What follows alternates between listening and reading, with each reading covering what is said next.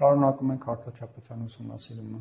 7-րդ դասարանում դուք ուսումնասիրել եք տարբեր երկրաչափական պատկերներ, հիմնականում եռանկյունները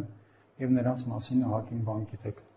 Չնայած եռանկյունների հետ կապված օրինաչափությունների ուսումնասիրումը չի ավարտվել, բայց հիմա մենք ընդհատում ենք եռանկյունների ուսումնասիրումը եւ սկսում ենք նոր թեմա՝ բազմանկյուններ թեման։ Բազմանկյուններ բառը իր կառուցվածքով որոշակի ենթադրությունների հնարավորություն է տալիս, դրանք երևի երկրաչափական պատկերներ են, որոնք ունեն բազմաթիվ անկյուններ, բայց ենթադրությունները չեն կարող մեր համար հիմք ծառայել եւ դրա վրա մենք չենք կարող կառուցել բազմանկյունների տեսությունը։ Հետևաբար մեզ հստակություն է պետք, այսինքն մեզ պետք է հստակ իմանալ, որ երկրաչափական պատկերն է կոչվում բազմանկյուն։ Այսինքն մեզ պետք է բազմանկյան սահմանումը։ Սահմանում AB, BC, CD եւ այլն EF, FA հատվածներից կազմված երկրաչափական պատկերը կոչվում է բազմանկյուն, եթե A. Կից հատվածները, այսինքն AB-ն ու BC-ն, BC-ն ու CD-ն եւ այլն, FA-ն ու AB-ն չեն գտնվում մի ուղի վրա եւ B. Ոչ կից հատվածները չունեն ընդհանուր կետ։ Այս երկրաչափական պատկերը բավարարում է սահմանման երկու պահանջներին եւ հետեւաբար սա բազմանկյուն է։ Մենք հնարավորություն ունենք փոփոխություններ կատարելու, կետերի դիրքերը փոխելու եւ տեսնենք երբ կխախտվեն A կամ B պայմանները, այսինքն մենք կունենանք երկրաչափական պատկեր, բայց դա բազմանկյուն չի լինի, որովհետեւ կխախտվի A պահանջը կամ B պահանջը։ Ահա, այսպիսի փոփոխության դեպքում մենք տեսնում ենք, որ AB եւ BC կից հատվածները արդեն գտնվում են մի ուղի վրա, ուղիղն էլ հայտնվեց, որի վրա գտնվում են դրանք, եւ հետեւաբար այս երկրաչափական պատկերը բազմանկյուն չի, որովհետեւ A պահանջը չի կատարված։ Կան կից հատվածներ, որոնք գտնվում են մի ուղի վրա։ Հնարավոր է, որ խախտումը վերաբերվի երկրորդ պահանջին, այսինքն որ ոչ կից հատվածները չունենան ընդհանուր կետ։ Խնդրեմ, այս դեպքում արդեն մենք տեսնում ենք, որ օրինակ BC եւ AF ոչ կից հատվածները ունեն ընդհանուր կետ, այսինքն երկրորդ պահանջը կատարված չի։ Հետևաբար այս երկրաչափական պատկերը բազմանկյուն չէ։ Վերադարձնենք կետերի դիրքերը նախնական վիճակին, քանի որ նոր թեմա ենք մենք սկսել, ապա այստեղ սահմանումները շատ են լինելու եւ գնալով առաջ մենք բազմաթիվ սահմանումների հետ ենք առնչվելու։ Հաջորդը ինչի մասին է, որ A, B, C, D եւ այլն F կետերը կոչվում են բազմանկյան գագաթներ եւ հատվածները,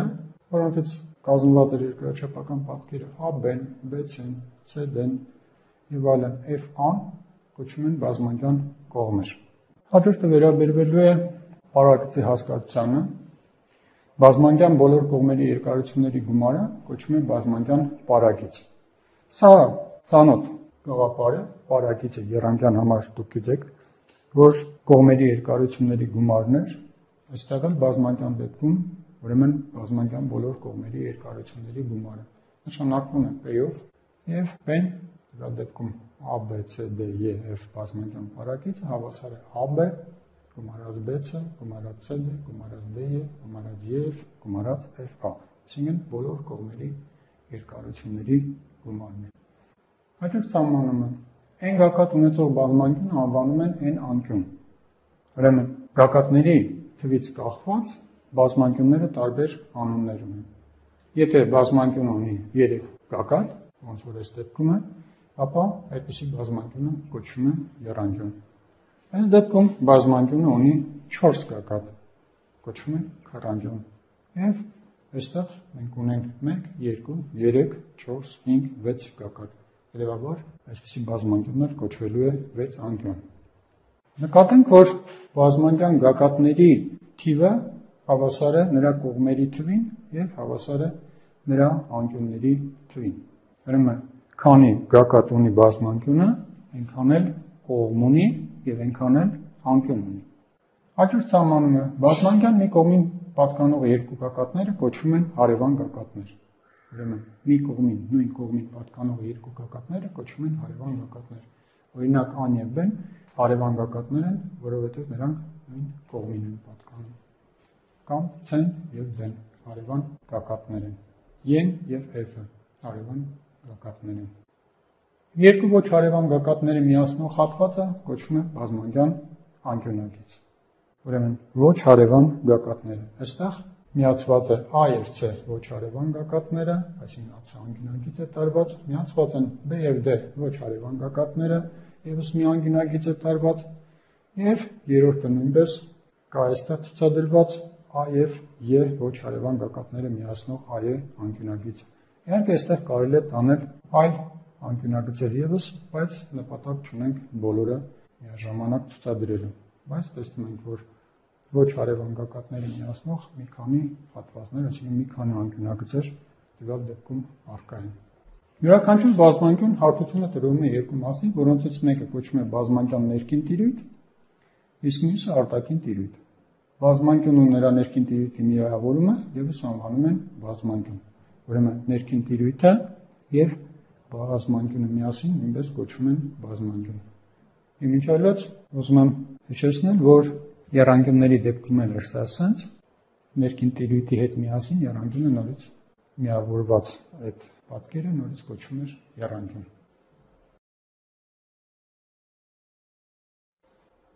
Բազմանկյունները կողմերի կամ նույն թե գագաթների կամ անկյունների թվով մենք դասակարգեցինք, տեսակավորեցինք եռանկյուններ, քառանկյուններ, հինգանկյուններ, վեցանկյուններ եւ այլն, բայց բազմանկյունները կարելի է տեսակավորել նաեւ այլ սկզբունքով։ Մոտավորապես sense մարդկանց օրինակ կարելի է տեսակավորել կամ բաժանել ըստ ազգությունների, բայց կարելի է նաեւ բաժանել ըստ սեռերի, ոնց որ մեկը մյուսին չի խանգարում։ Կարող է լինել նույն առարկաների, օբյեկտների, պատկերների տարբեր սկզբունքներով դասակարգումներ։ Ուրեմն բազմանկյունները բաժանվում են երկու տիպի՝ ուռուցիկ բազմանկյուններ եւ ոչ ուռուցիկ բազմանկյուններ։ Բազմանկյունը կոչվում է ուռուցիկ, եթե այն ընկած է իր ցանկացած երկու հարևան գագաթներով անցնող ուղի մի կողմում։ Հակառակ դեպքում այն կոչվում է ոչ ուռուցիկ։ Ես այստեղ ուզում եմ, որ ուշադրություն դարձնենք մի կարևոր հանգամանքի վրա, որ եթե այն ընկած է իր ցանկացած երկու հարևան գագաթներով անցնող ուղի մի կողմում, եւ եթե գոնե մեկ անգամ մի դեպքում այդ պայմանը չկատարվի, ուրեմն կունենանք հակառակ դեպքը եւ այդ բազմանկյունը կկոչվի ոչ ուռուցիկ։ Ուրեմն ցանկացած երկու հարևան գագաթներով անցնող ուղի մի կողմում պետք է գտնվի։ Հիմա ես կցուցադրեմ մի մոդել, որը ավելի կհեշտացնի ուռուցիկ, ոչ ուռուցիկ բազմանկյունների ընկալումը։ Իհարկե մենք սահմանումը պետք է հստակ հիշենք, բայց մոդելը կուժեղացնի հասկացության ընկալումը։ Մենք ունենք մի բազմանկյուն A, B, C, D, E, F բազմանկյունը,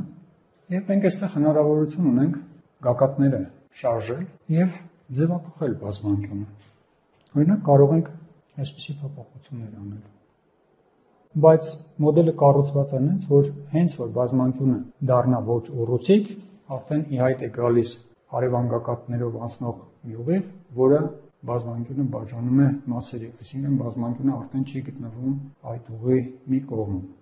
Առայժմ բոլոր հարևան գագաթներով անցնող ուղիների դեպքում է, այսինքն ցանկացած երկու հարևան գագաթներով անցնող ուղի եթե վերցնենք, օրինակ AB-ը,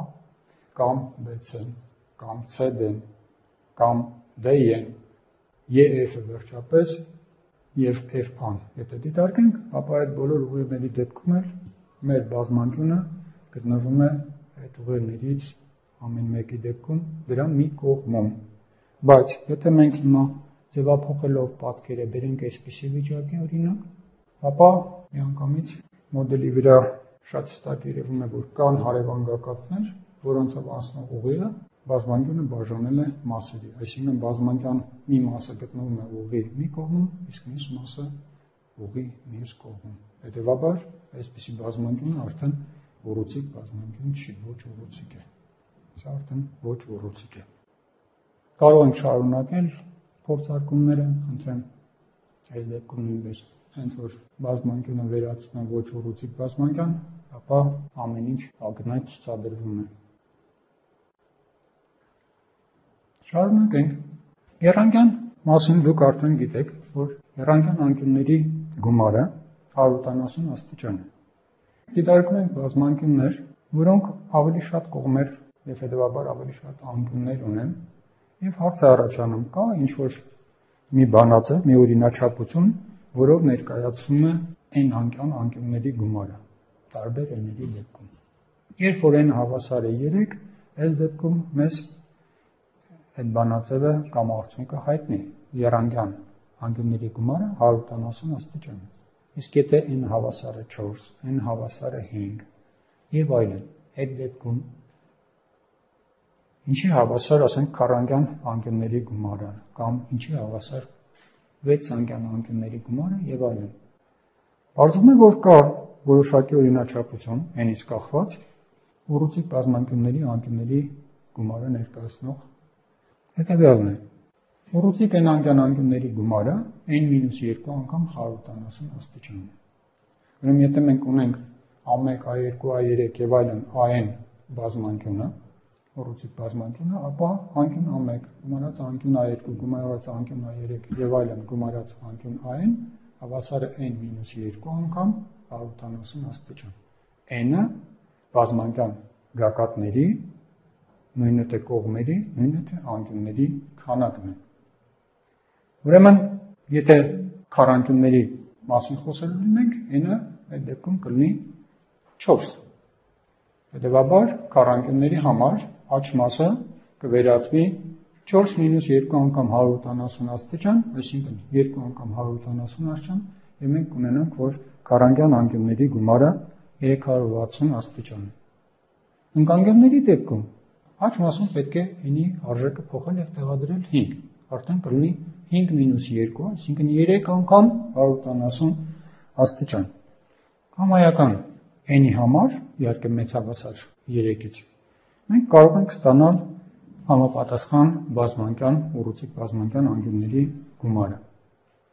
Այս թեորեմը առայժմ ես չեմ ապացուցի, դա կտողնենք ավելի ուշ, բայց դրանից կօգտվենք խնդիրներ լուծելիս։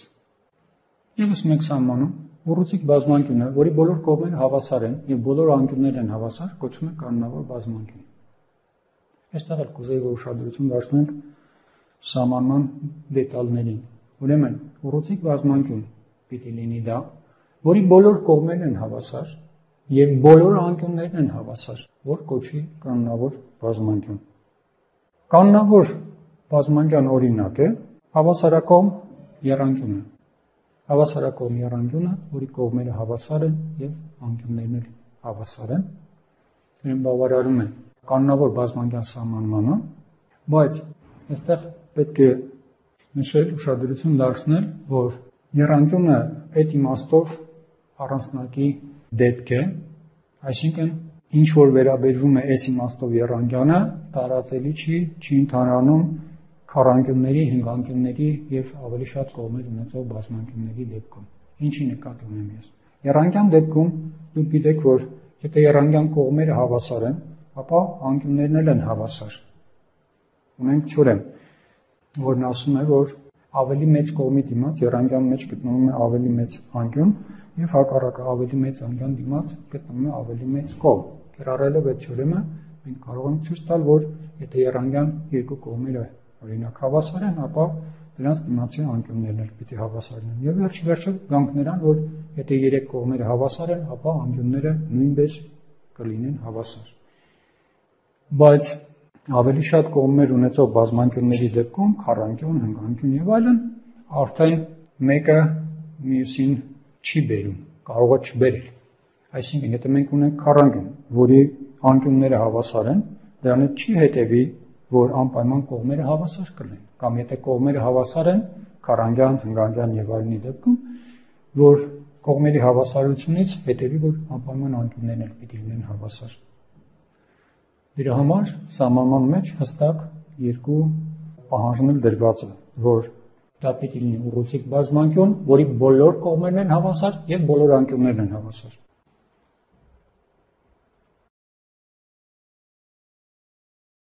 Բազմանկյունների ուսումնասիրումը շարունակում ենք, բայց հետագա նյութը հիմնականում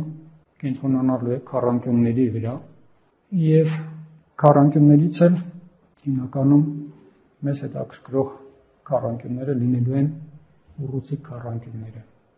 Ամեն քառանկյուն բնականաբար ունի 4 գագաթ, դրա համար է կոչվել քառանկյուն, ունի 4 կողմ եւ ունի 2 անկյունագիծ։ Քառանկյունները կարող են լինել ինչպես ուռուցիկ, այնպես էլ ոչ ուռուցիկ։ Տվյալ դեպքում DEFG քառանկյունը ուռուցիկ է, որովհետև այն ամբողջությամբ գտնվում է ցանկացած երկու հարևան գագաթներով անցնող ուղի մի կողմում։ Բայց կարող ենք ձևափոխել պատկերը, նորից ունենալ քառանկյուն, բայց արդեն ոչ ուռուցիկ։ Հիմա արդեն եթե մենք օրինակ վերցնենք EF հարևան գագաթներով անցնող ուղի, ապա քառանկյունի մի մասը գտնվի այդ ուղի մի կողմում, մի մասը գտնվի